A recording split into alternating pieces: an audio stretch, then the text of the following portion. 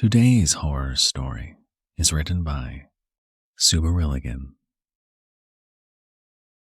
When we were kids, my older brother and I used to play army out in our woods, deep in the hollers and the ridge tops of southern Appalachia in western North Carolina.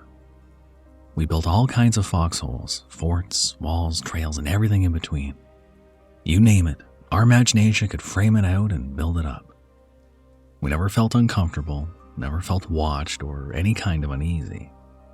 Until one late fall weekend when the leaves were starting to let go, but still crunched beneath your feet. Just before the snow came.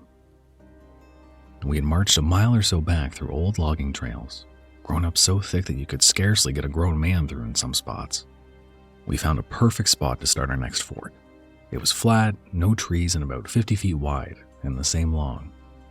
Plenty of leaves covering it meant a good raking of them into piles at the clearing's edge would make impenetrable walls for our imaginary attackers. We set to work with only our feet and hands, as we hadn't grabbed our father's tools that day to clear the leaves from the clearing. We set to piling them up as best we could around the edges. We decided that we needed a foxhole to hide in, directly in the center of the clearing.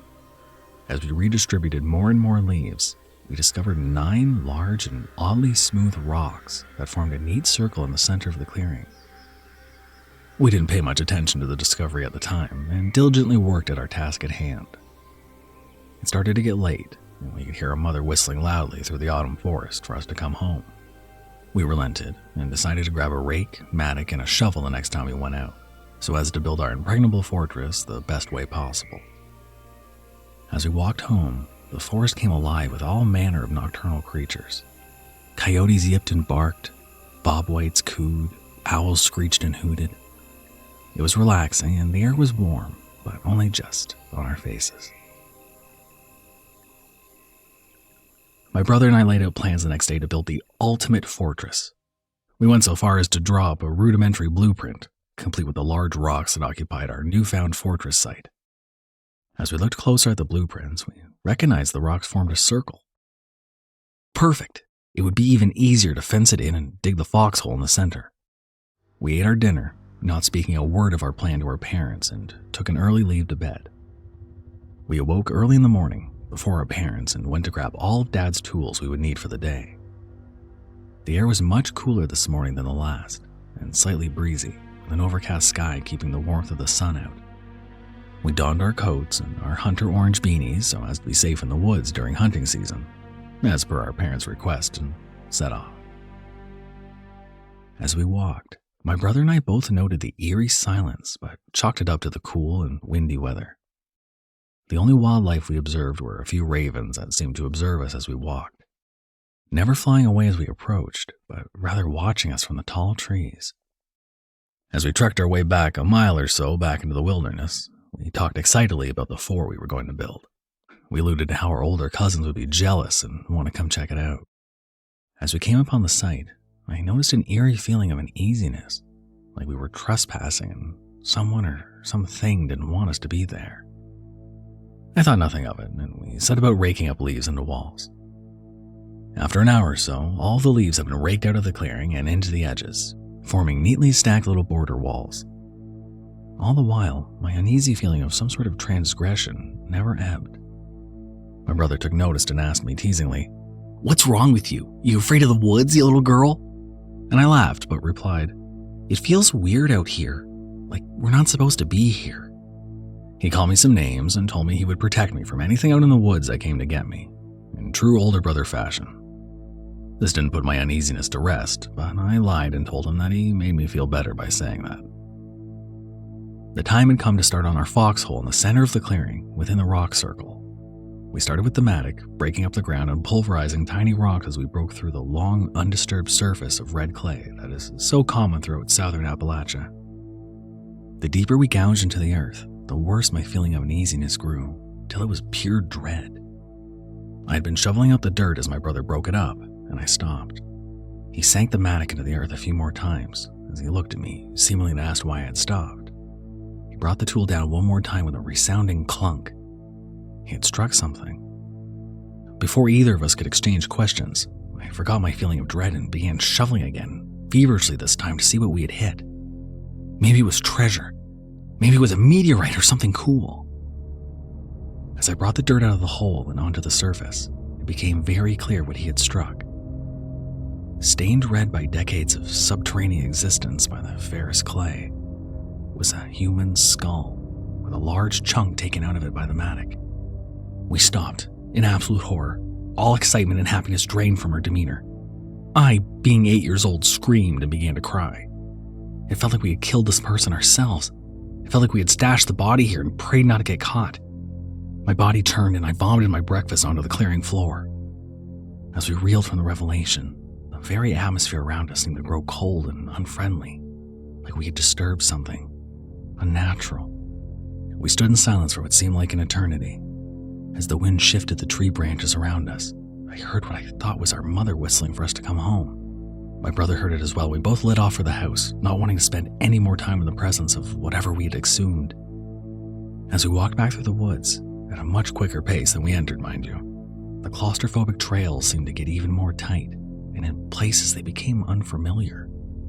It was like the forest itself was trying to keep us from getting back to the safety of our home. We finally burst through the trailhead, tools in hand, just as a bolt of lightning split the sky, arcing off in all directions like nature itself had become infuriated with our actions. We walked inside after putting our tools away, just as a downpour started.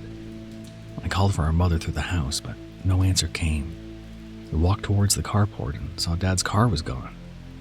Though it was before the golden age of cell phones, my father was provided with a company phone that he always kept on him, so we picked up the landline and dialed him. Mom picked up the phone, much to my great relief. They had stepped out to get pizza and a movie from Flick Video because they didn't feel like cooking.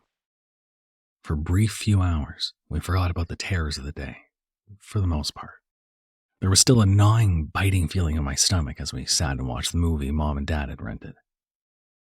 As it grew nearer to bedtime, the feeling of dread returned, growing stronger all the time. I could not sleep. I tossed and turned for hours until I eventually found a comfortable enough position to drift off. I began to dream that I was once again on the trail of the clearing, only this time the sun was not out, but the orangish yellow glow of the harvest moon lit the entire path like a giant lantern in the sky. There were no stars, only the moonlight emanated from the blackness of the night sky. As I walked, my feet made no sound, even when stepping upon the dried out twigs and leaves. This had to be a dream, yet it felt so real and lucid. I walked almost as if my body was being controlled by someone else down the path to the clearing. As I drew nearer and nearer to the site we had unearthed the strange, unmarked yet marked grave, I began to notice a pale glow coming forth from the clearing. Upon approaching the area, I noticed something I won't soon forget. Now it's been 20 years since I've seen it. The origin of the pale glow was a hunched-over, wrinkled and gaunt woman. Her jet-black hair hung in very thin wisps off of her head. Her lips seemed to have dried up and decayed a long time ago. She was stark naked and covered in foxfire, the glowing fungi that is found throughout Appalachia. She was sobbing and moaning softly as I kept my distance and observed her. I inched closer to see if I could figure out what she was hunched over, and as I did, a twig snapped under my foot. Time stood still. My heart raced, and my skin began to sweat in the split second it took for the sound wave to reach the ghastly-looking woman. Her gaze immediately snapped in my direction, with unnatural speed and at all the wrong movements for any human on this plane of existence.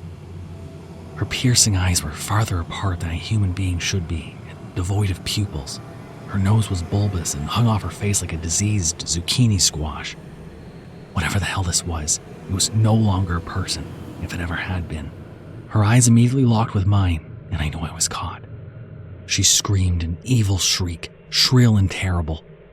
I immediately wheeled around and began to run, but to no avail. I only gained about 4 steps before I felt a grab and a mighty pull on my left ankle midair, and my face met the earth with a hard smack. When I regained consciousness a few minutes later, I was being dragged across the forest floor towards the clearing by this woman-like monstrosity that stood a full head and shoulders above any man. I was too dazed and confused to scream. Perched upon the 9 stones were the very ravens my brother and I had seen in the daytime. Their beady eyes focused on mine, cawing and cackling as I was thrown into the circle of stone. I looked up to face the thing that had dragged me to where I laid, and as I did so, she burst forth with the most shrill and evil cackling I have ever heard. It filled the airways and resonated with the very earth upon which I laid. Her gnarled, cavity-ridden teeth jutted haphazardly in her overly large mouth at varying degrees of sharpness. Her black, diseased tongue licked what remained of her putrid lips, and she cast her gaze downward to my helpless body. The ravens began to caw in rhythm as she reached out towards me with long fingers that terminated in sharp, dagger-like nails that were more akin to claws than fingernails. The cawing quickened as she made contact with my chest. I felt the nails sink into my skin as I screamed out in pain, still unable to move. The cawing grew louder and faster, droning out my screams. Just as she began to grip my chest to rip further into my body, a light split the sky, so bright that for a moment all I could see was white, and the woman screeched a blood-curdling shriek. Then the light was gone. I woke up in the clearing. The woman was gone. Ravens were gone, and the grave above was covered over, and there stood my brother, in the midst of a frigid downpour, with shovel in hand. Not a word was exchanged, but we both knew what we had just witnessed. He pulled me up off the ground, and we headed for the trail towards the house. The rain slacked and stopped as soon as we were out of sight of the clearing, and the stars came out. The moon was just coming up. Its pale, soft white glow lit our hike back through the hills and hollers. We walked into the basement instead of the main entrance, as to not wake our parents. We shed our rain-soaked clothes, and I took my shirt off and noticed 5 deep punctures that had scabbed over. My brother dressed the wounds as we both exchanged glances, and I slept in his bed that night, even though we were past the age of it being acceptable to do so. We never told our parents of the event. We never spoke of it again. I did some research years later and discovered the story of an older woman who had been accused of 9 counts of witchery in the 1700s in a fort where my hometown lies. And as such, she was burned in the square where the old fort was located. To this day, on autumn nights from the safety of our parents' back porch, you can still hear an old woman cackling on the cool autumn breezes, and the scream of a dying young child led astray by the most evil thing I've ever encountered.